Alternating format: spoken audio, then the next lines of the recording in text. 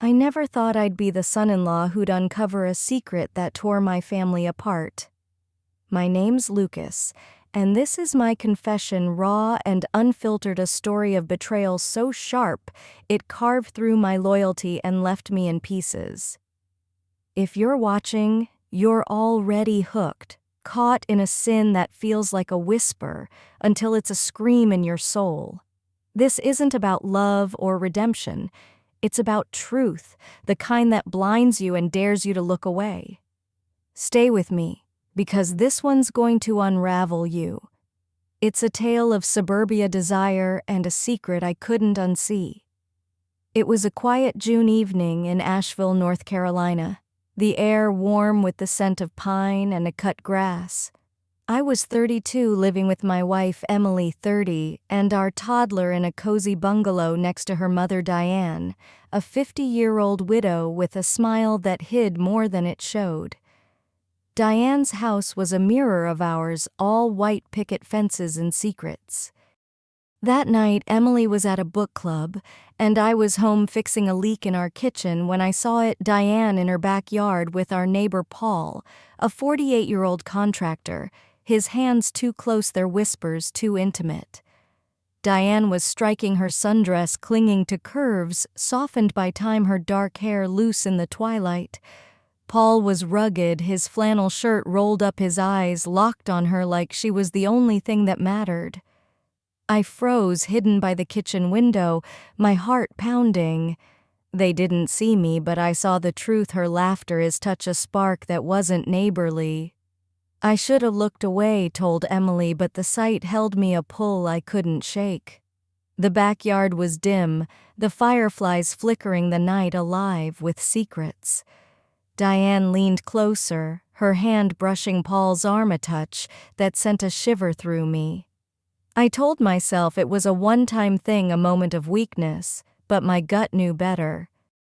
"You're lonely," Paul said, his voice low, his hand grazing her cheek, her dress catching the breeze.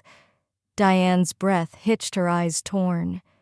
"This is wrong," she whispered, but her body leaned into his, a confession I couldn't unsee. My wedding ring felt heavy, a reminder of Emily.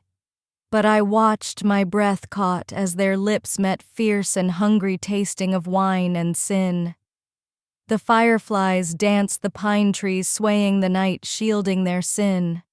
Paul's hands slid to her waist, pulling her against him, the grass soft beneath their feet. My heart raced, not with anger but with something darker, a curiosity I couldn't name. Diane's gasps were sharp, her hands gripping his shirt, their kiss deepening in the shadows. I should have stormed out, stopped them, but my feet were rooted, my eyes locked on their heat. The guilt was mine now, for watching, for staying silent. I saw them again days later when Emily took our son to the park.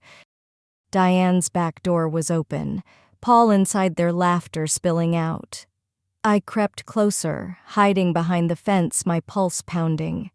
Her kitchen was a haze, the counter cluttered with wine bottles, their bodies pressed together, her dress slipping.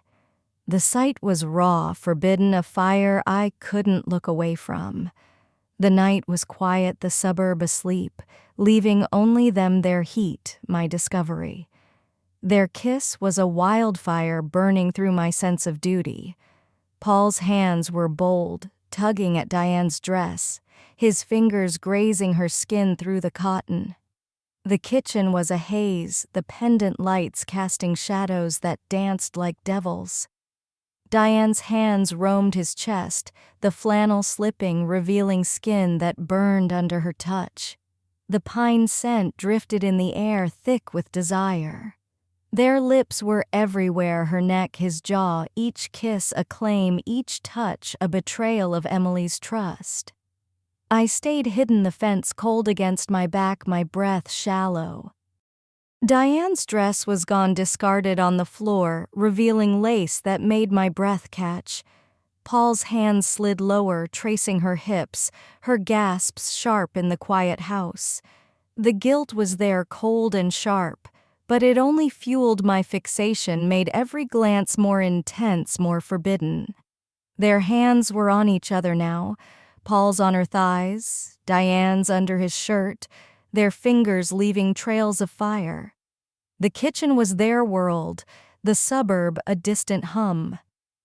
Diane pressed against the counter, Paul's body molding to hers, the lace a tease that drove them wild. Her lips found his again, hungry, demanding tasting of wine and want. My hands gripped the fence, my mind racing their heat, pulling me under. The lights flickered, painting them in gold and shadow, turning their sin into something almost beautiful. But it wasn't. It was raw, reckless, a collision of need and betrayal.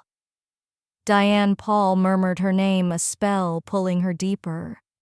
Her fingers tangled in his hair, her body arching into his, a demand he couldn't resist.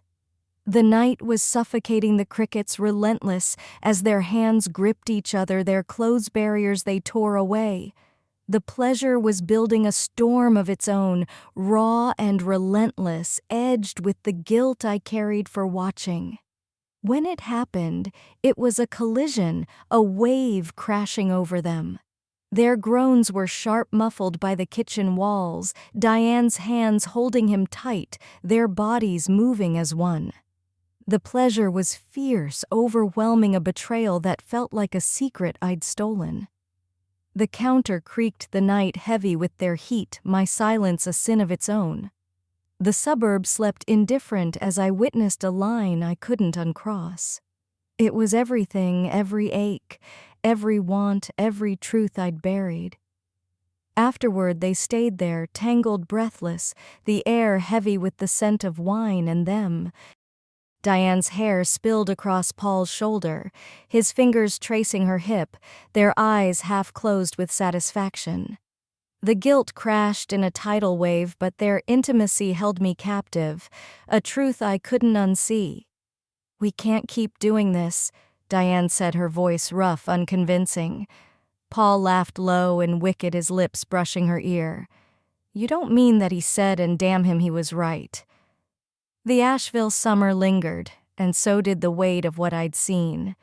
I left the fence, my clothes damp from the evening dew, their scents, wine and sin, clinging to my memory. Emily came home, her smile bright, her trust a knife in my chest. I tried to be the husband she loved, playing with our son, kissing her goodnight, but Diane and Paul haunted me, their touches in every shadow, every dream. The guilt was a beast clawing at me, but their secret burned brighter, a fire I couldn't douse. I saw them again a week later, when Emily was at a late shift. Diane's garage door was open, Paul inside, their laughter low. I crept closer, hiding in the shadows, my pulse pounding.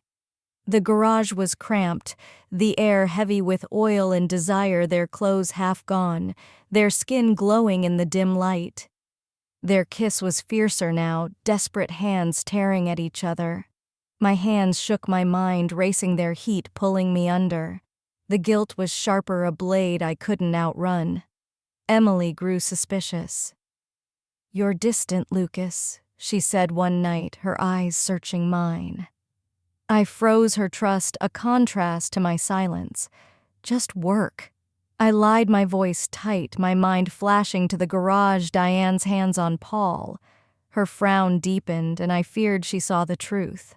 "I love you," she said, and the words were a weight crushing me. I confronted Diane, cornering her in her kitchen, my voice low. "I saw you with Paul," I said, my eyes hard. She froze, her face pale, but her eyes were defiant. "You don't understand," she said, her hand grazing my arm, a spark I didn't expect. "Don't tell Emily," she whispered, her voice soft, her touch pulling me in. I should have walked away, but her gaze held me, a fire I couldn't resist.